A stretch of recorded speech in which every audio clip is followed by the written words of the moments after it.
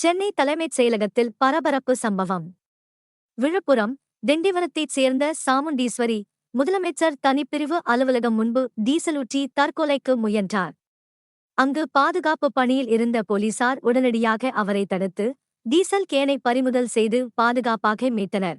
பின்னர் தற்கொலை முயற்சி வழக்கில் கைது செய்யப்பட்ட அவரிடம் போலீசார் விசாரணை நடத்தியதில் தனிப்பட்ட புகார் மீது நடவடிக்கை எடுக்கப்படாத விரக்தியால் இந்த முயற்சியில் ஈடுபட்டதாக முதல்கட்ட விசாரணையில் தெரியவந்துள்ளது.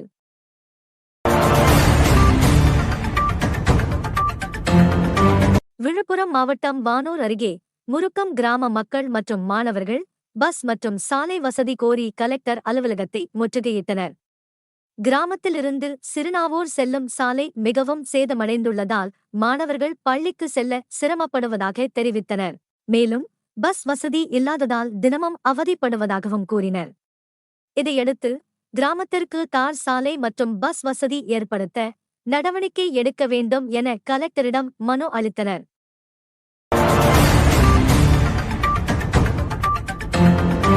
விழுப்புரம் மாவட்டம் வானூர் அருகே சிறுநாவூர் கிராம பெண்கள் குடிநீர் தட்டுப்பாட்டை கண்டித்து காலி குடங்களுடன் கலெக்டர் அலுவலகத்தில் போராட்டத்தில் ஈடுபட்டனர்.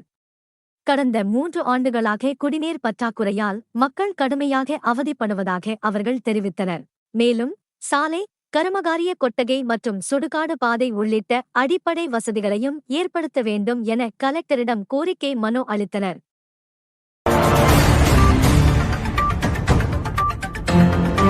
செஞ்சி ஒன்றிய கூட்டத்தில் முக்கிய தீர்மானங்கள் நிறைவேற்றப்பட்டன.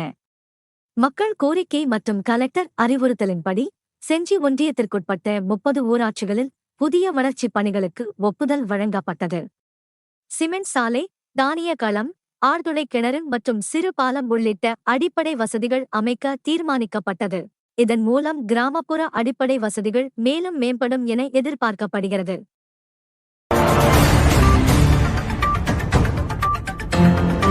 விழுப்புரம் மாவட்டத்தில் ஏரிகளில் கட்டுப்பாடின்றி மண் எடுப்பது அதிகரித்து வருவதாக குற்றச்சாட்டு எழுந்துள்ளது.